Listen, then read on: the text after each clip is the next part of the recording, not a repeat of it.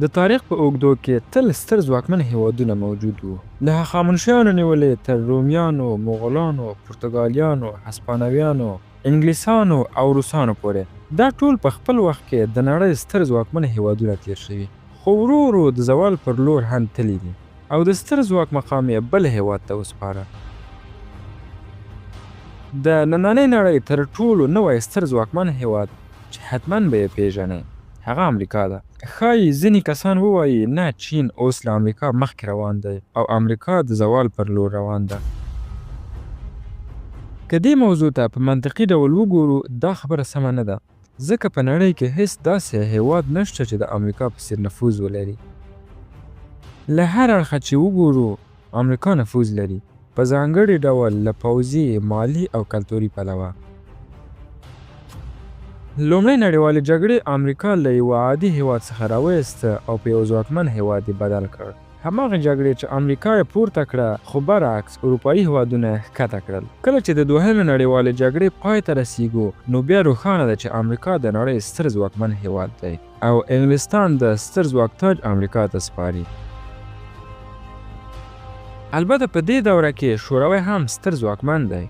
البته دا ویډیو د امریکا د ستر ځواکمنتیا په اړه نه ده، بلکې د هغه څه په اړه ده چې دا هېواد یې ستر ځواکمن ساتلی دی او هغه له دې پرته بل څه نه دي، فقط یوازې د دې هېواد پوځي اډې دي. که د ځمکې کورې ته وګورو، امریکا په هره سیمه کې چې ووایو پوځي اډه لري، هغه هم نه یوه او نه دوه بلکې سلګونه اډې د ځمکې پر مخ جوړې کړي دي. دا اډې د دوهمې نړیوالې جګړې وروسته پراخې شوې. باید پوه شئ چې د امریکا له هېواده بهر د پوځي اډو جوړول له کومو هېوادونو څخه پیلېږي. د هغو هېوادونو څخه پیلېږي چې دوهمه نړیواله جګړه کې ماتې خوړلې وه، لکه جرمني او جاپان، او البته 15 کاله وروسته سویلي یا جنوبي کوریا هم ورسره یو ځای کیږي. دا مهال د امریکا تر ټولو زیاتې پوځي اډې په همدې دریو هېوادونو کې دي. د دې اډو ډیری یې پټې دي، نه دا چې فکر وکړئ په داسې ځای کې دي چې هیڅوک نه پوهیږي هلته څه روان دي. هلته پوځي اډه ده خو هیڅ ځای کې دا نه دي لیکل شوي چې داسې یوه اډه هلته شتون لري. د همدې لپاره ان د پینټاګون کارکوونکي هم په دقیق ډول نه پوهیږي چې د امریکا ټولې پوځي اډې چیرته دي او د دې کوم رسمي ارقام هم نشته. په هیڅ سرچ یا لټون کې هم نشئ کولی دا ټولې ومومئ. د همدې لپاره یو امریکایي لیکوال د ډیویډ واین په نوم په کال 2020 کې دې کار ته لاس پورې کوي ترڅو د امریکا ټولې پوځي اډې په نړۍ کې وپیژني. ستاسو په نظر وروسته له دې چې د هغه څېړنې پای ته رسیږي څو پوځي اډې به یې موندلې وي؟ 750 پوځي اډې په 80 بېلابېلو هېوادونو کې موندلې دي. دا د یو هېواد لپاره رښتیا هم د باور نه وړ شمېر دی. ډیویډ واین کله چې دې احصایې ته ورسېد د همدې موضوع په اړه یو کتاب هم لیکلی چې نوم یې د بیسټ نیشن دی. البته د امریکا پوځي اډې د نړۍ په کچه تل د بدلون په حال کې دي. د بیلګې په ډول په افغانستان کې له 10 څخه زیاتې پوځي اډې لرلې چې وروسته یې ټولې وتړلې او ووتله. په عراق کې 6 تر 9 پوځي اډې لرلې، اوس یوازې 3 دانې پاتې دي او هغه هم غواړي وتړي. 3 هغه هېوادونه چې د امریکا تر ټولو زیاتې پوځي اډې لري مخکې مو یاد کړل، یعنې دوهمه نړیواله جګړه کې چې ماتې خوړلې چې جرمني او جاپان دي او سویلي کوریا وروسته ورسره یو ځای کیږي. تاسو په نظر امریکا په جرمني کې څو پوځي اډې لري؟ 10 20 50 لا ډېرې. په دې هېواد کې 119 پوځي اډې لري. فکر کوئ په جاپان کې څو پوځي اډې لري؟ څومره چې آلمان کې دي هلته هم 119 پوځي اډې لري. او په سویلي یا جنوبي کوریا کې چې ډېر لوی هېواد هم نه دی 80 پوځي اډې لري. ډیویډ واین چې کوم ارقام وړاندې کړي دي وایي دا 750 ټولې پوځي اډې نه دي. په نړۍ کې داسې ډېرې پوځي اډې شته چې هیڅوک نه پوهېږي د چا دي. د بیلګې په ډول دا چې دا د امریکا دي. ډیویډ واین وایي له 100 څخه زیاتې داسې پوځي اډې هم شته چې بې نومه او بې نښانه دي او نه ده معلومه چې د چا پورې تړاو لري. د امریکا ډېرې پوځي اډې د دې لپاره چې د کوم هېواد په خاوره کې نه وي په بېلابېلو ټاپوګانو کې هم جوړې شوي دي چې له سترو هغو څخه یوه یې د دیګو ګارسیا ده. دیګو ګارسیا د هند د سمندر په منځ کې موقعیت لري. دا ټولې هغه پوځي اډې چې تاسو یې د نړۍ پر مخ وینئ بېلابېلې اندازې لري، ځینې لویې دي او ځینې وړې دي او ټولې یو معیاري هوایي ډګر هم لري. هلته ډېر پوځي تجهیزات ساتل کیږي او ډېر پرسونل هم لري. دا هم باید پوه شئ چې د امریکا په ټولو پوځي اډو کې که جنګي الوتکې او جنګي چورلکې هم نه وي، بېلابېل ډرونونه او ډېر نور پوځي تجهیزات هم تل هلته موجود وي. د دې پوځي اډو یوه ډېره جالبه خبره دا ده، پوهېږئ څه دي؟ که ته د سرتیري، افسر، پیلوټ یا د بل هر مسلک په توګه هلته داخل شې، نو داسې احساس کوې لکه امریکا ته چې داخل شوی یې. دا پوځي اډه که په سوریه کې وي، که په قطر کې وي، که په ګوام کې وي او که په جرمني کې وي، دننه یې ټوله امریکا ده. لومړی دا چې که پوځي اډه لویه وي نو ډیر کورونه او اپارتمانونه د امریکا په سب سره سم جوړ پکې وي چې کارکوونکي له خپلو کورنیو سره هلته ژوند کوي. که پوځي اډه وړوکې هم وي خو بیا هم یو شمېر اپارتمانونه پکې موجود وي. په دې پوځي اډو کې چې د کورونو له دروازې بهر راوځې، داسې احساس کوي لکه د امریکا د یو ښار په کوم سړک کې چې ګرځې. مکډانلډ هم هلته شته، بالکل هغه سوپرمارکیټونه چې په امریکا کې وي او که هر ډول نور دوکانونه وي، خو په دې پوځي اډو کې هم څانګې لري او بیې هم بالکل د امریکا په شان وي.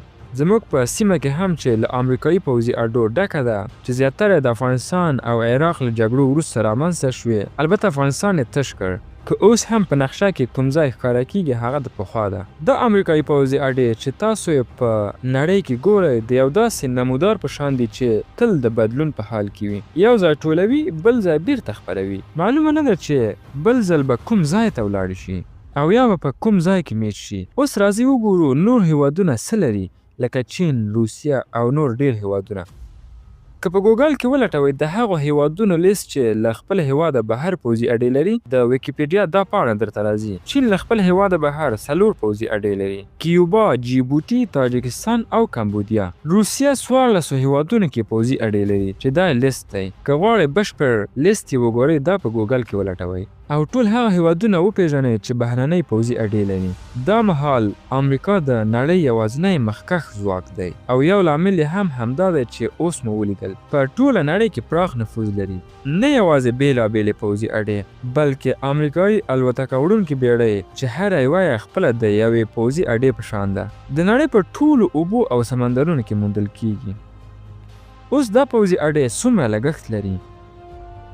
د دې پوځي اډو لګښت د امریکا د هماغه پوځي بودیجې برخه ده چې نږدې $1 تریلیون په کال کې ده. یعنی امریکا نږدې $1 تریلیون په کال کې پر خپل پوځ او په نړۍ کې پر خپل ځواک لګوي.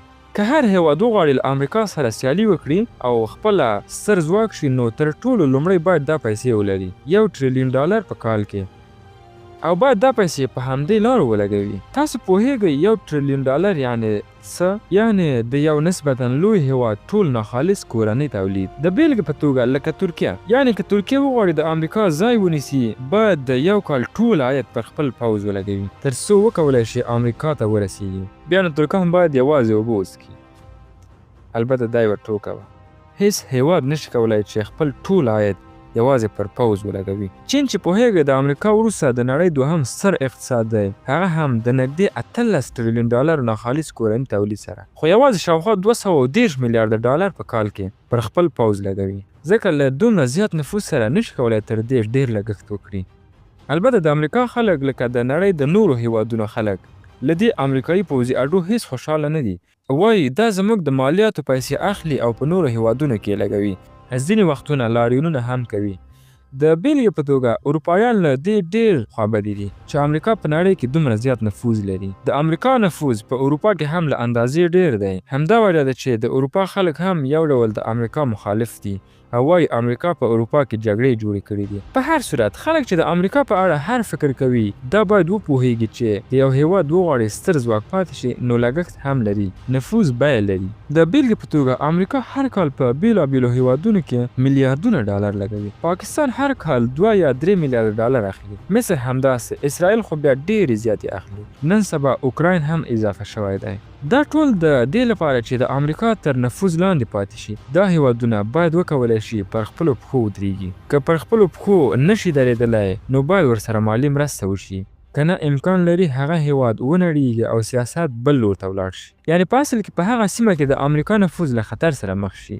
دا هماغه سیاست دی چې د برېټانوي امپراتوري په دوره کې و.